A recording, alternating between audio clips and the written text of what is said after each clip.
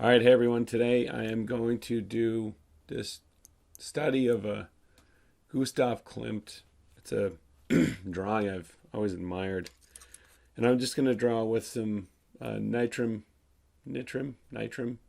Fusain's medium HB. Then I got some Conte, and then some white chalk, and I need an eraser. So I'm going to just jump right in.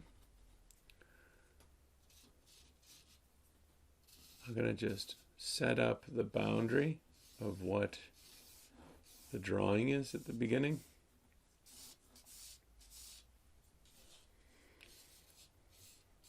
So I like to sketch lightly with just Vines charcoal. And you can even set up some geometry on here if you want, because it's easy to erase.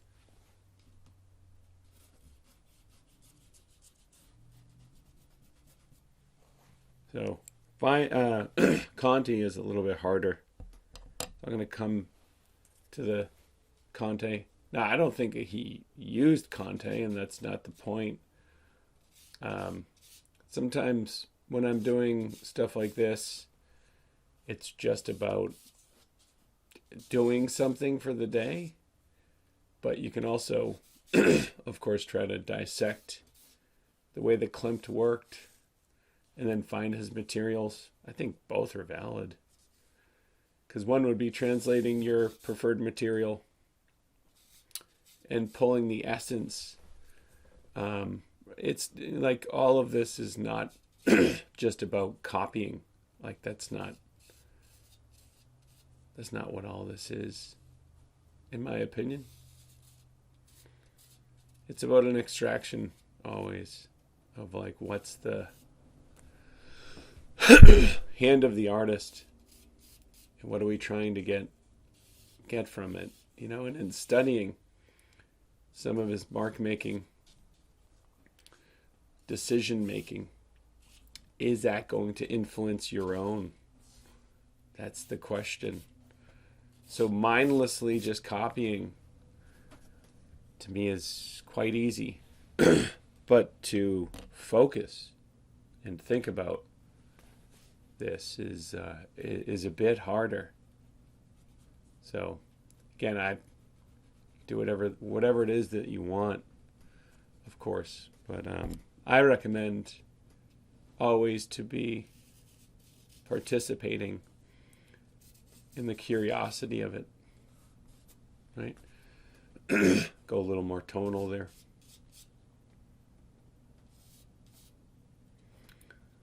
I'm going to pull this over.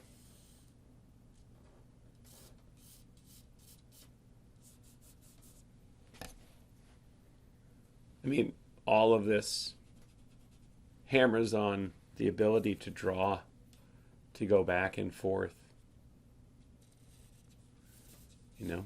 I mean, that's my training, is what I have to go back to always.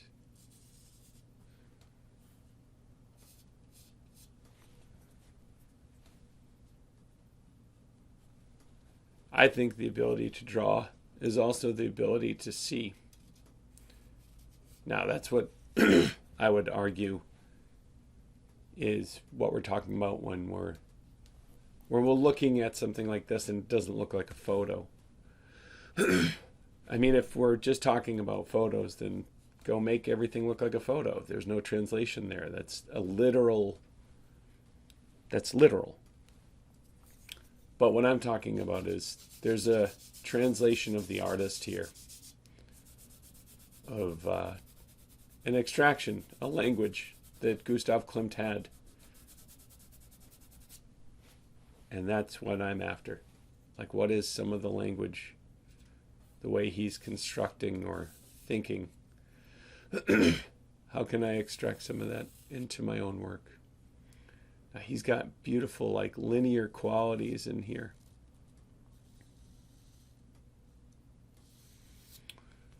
And then also tonal, meaning that there's line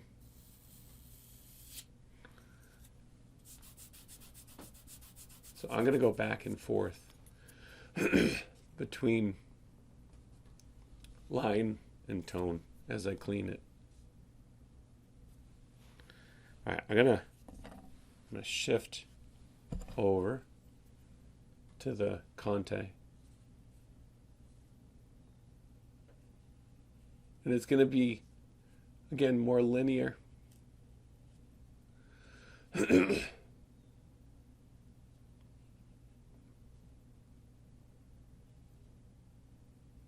And I don't take the Conte and whittle it down into little spears. That's, again, not not the way I draw.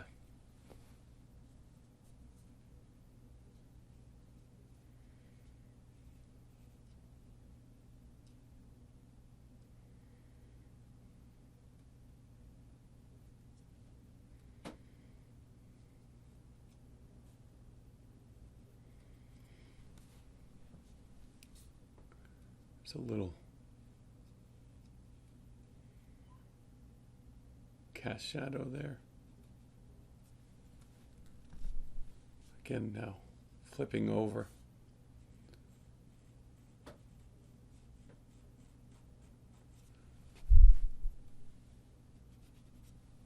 If you want to study good drafts artists, drafts people, Dan Thompson, John DeMartin are two that come to mind. And they do extensive teaching on, how to draw. Because they can both draw extremely well. In fact, all of the teachers in ateliers can, well, depending on the atelier. But Cami Salas was my teacher. She was phenomenal. She still is. And I encourage you to get so damn good at drawing that you can't, not get a pretty good drawing all the time. Because if you can't do it without the use of device, then you don't know it. You need the device. I see a lot of device-driven work these days. Just, not going to get into what that means. But no devices. There's no projector in the back room or there's nothing besides the ability to draw here. There's no grid. There's no pretend grid. I'm not going to go in the back room. I'm not going to shut the camera off. And, yeah.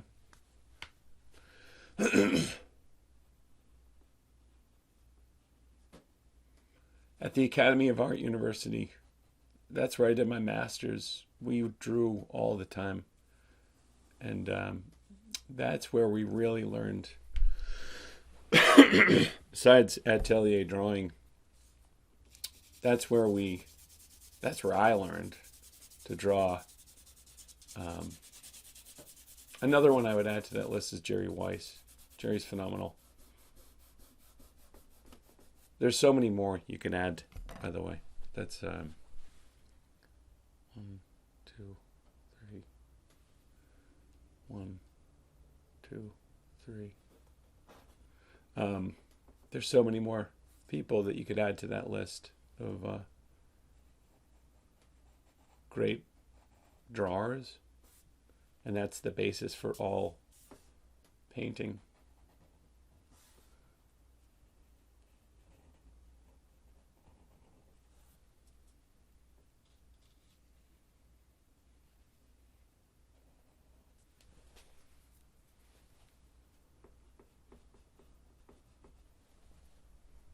One of the beautiful things about this also is just the simplicity of it.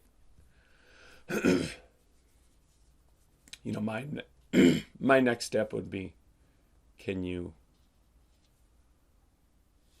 get someone to pose? A little too high there. Can you get someone to pose and then take some of this and then see if you can put it in the drawing.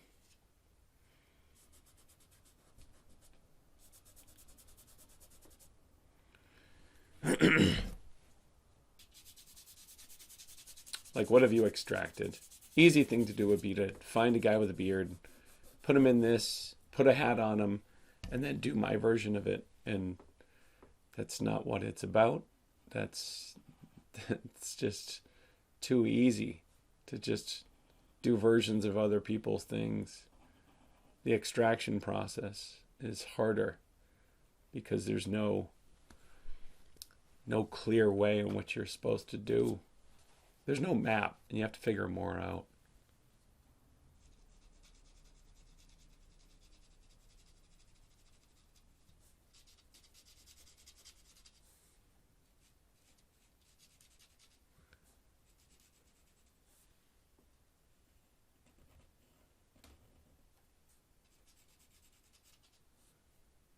I've seen people take master paintings and do versions of them. It's weird. Right?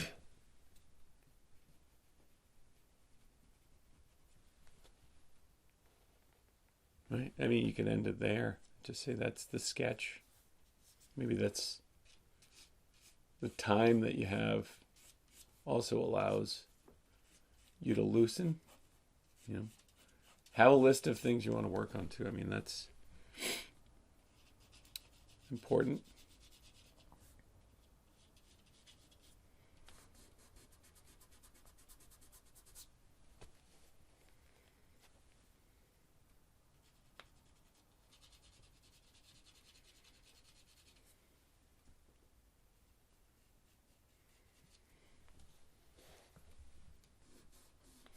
Soften it. We never blended at Water Street. Up to you. I would play with it if you want.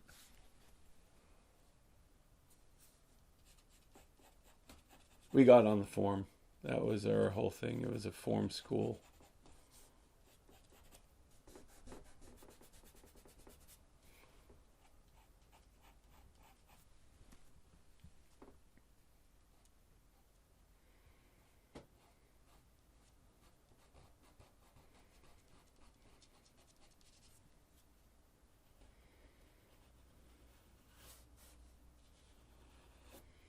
Can you have beautiful lines in there?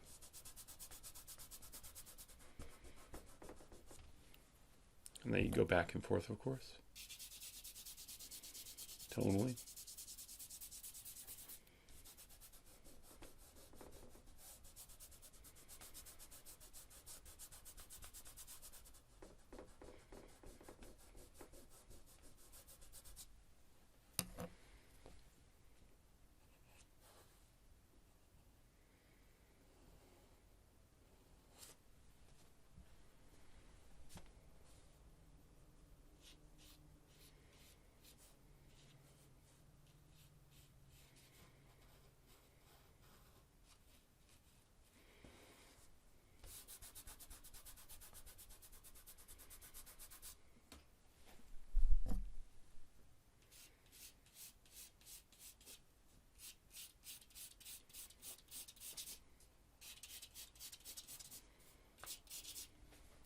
Let's get the ear.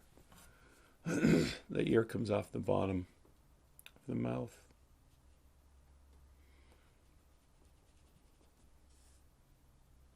Ear over.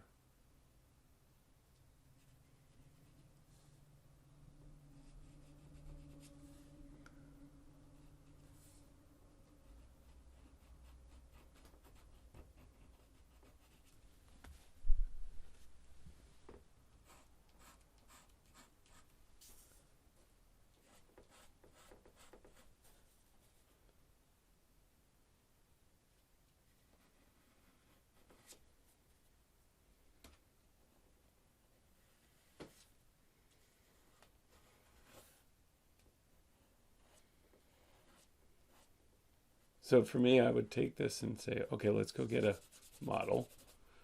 And then I'm going to see if I can get tone and value to work together in a drawing.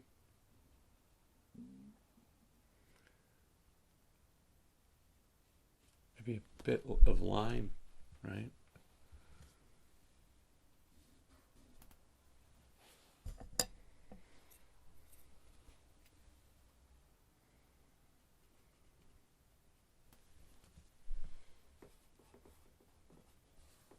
And you can, again, up to you where you want to end. But a little white chalk in there.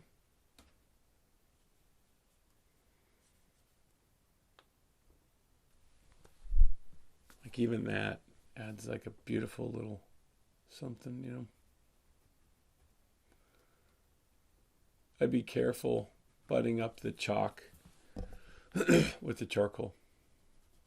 You can see I just did. It creates a gray.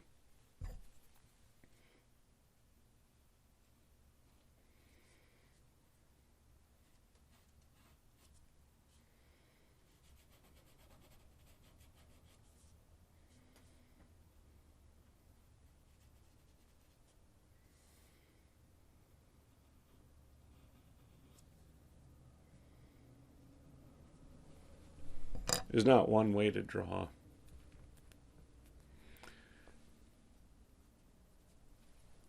There's your way. I think that's a Carlos Borgia, John DeMartin's teacher, who said that all the time. The beauty of the language in this is that you can bring your own language to it. Look at that. And then he silhouettes it in white. So he's doing that on the front and the back, which pushes the mid-tone to do even more work.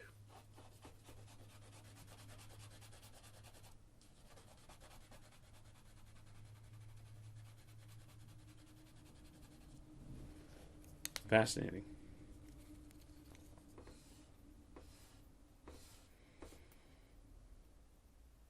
So that's where I would be like, okay, cool. Next time I draw, maybe I can do that.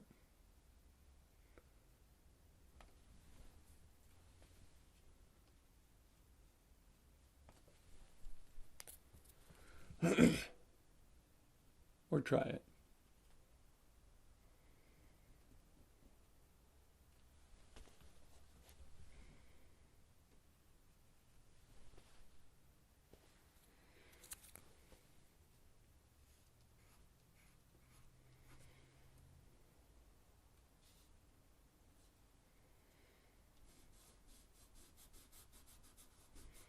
Now that gets the tone a little deeper.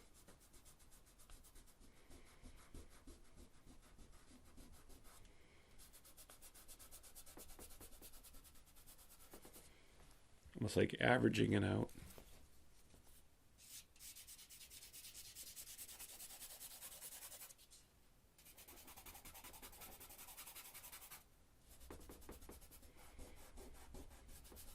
Not the same paper he had. I think this is just Canson paper.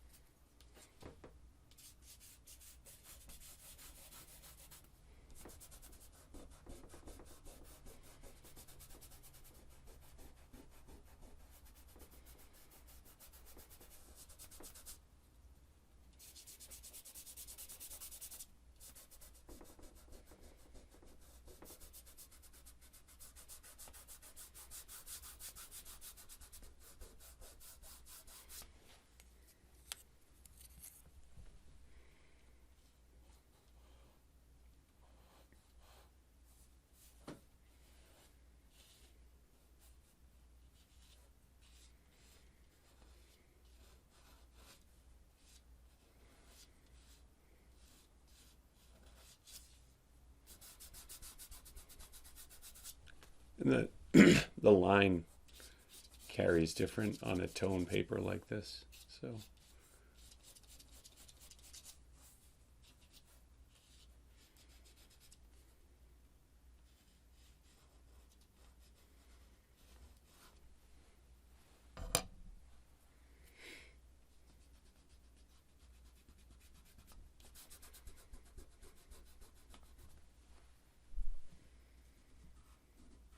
be careful. I have that white there. Just a speck.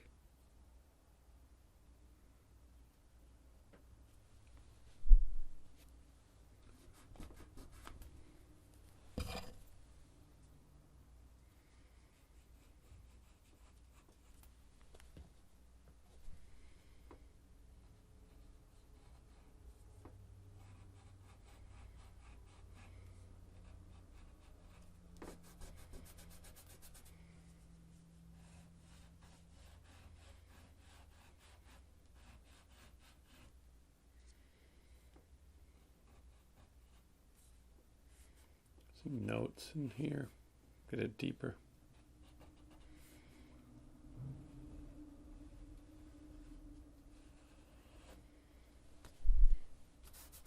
So even if I were to stop right now, I'd be like, that's a nice little sketch. If this guy were sitting in front of me.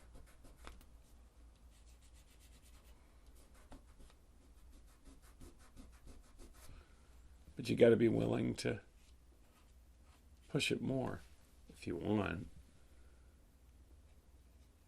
which could destroy it, but don't settle for mediocrity.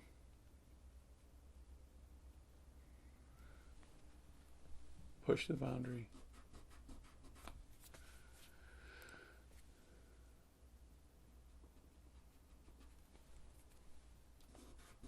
Underplaying there.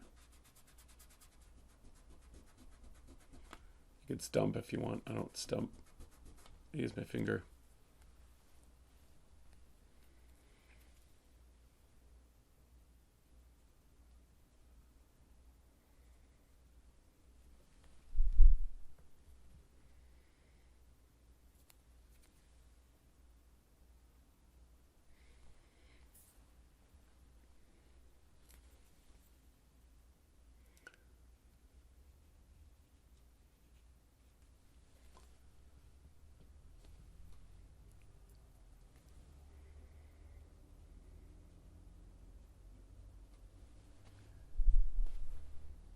So back and forth.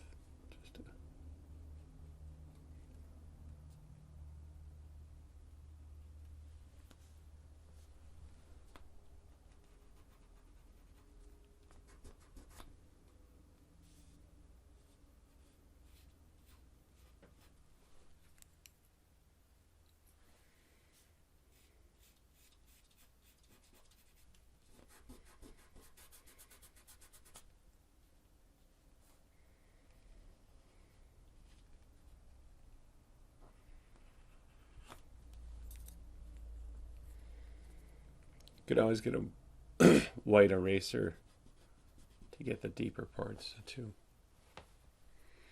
All right, let's wrap this up.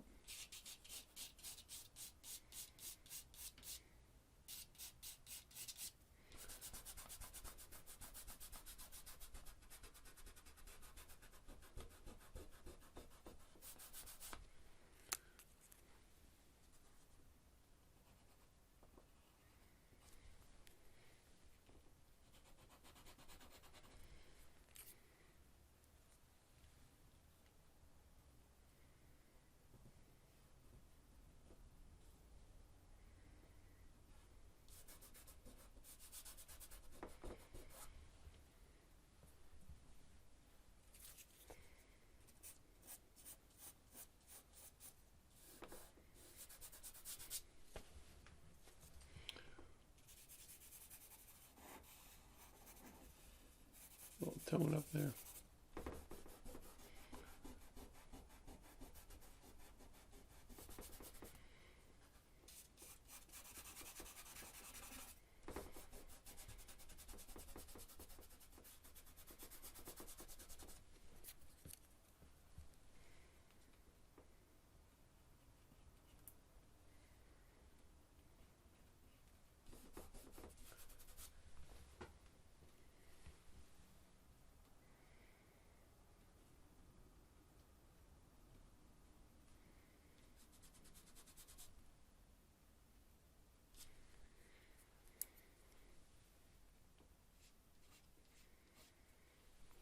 All right. I think that's good. Again, you can go back and forth all day, but for a sketch, there's nice simplicity to it that I could take into something else.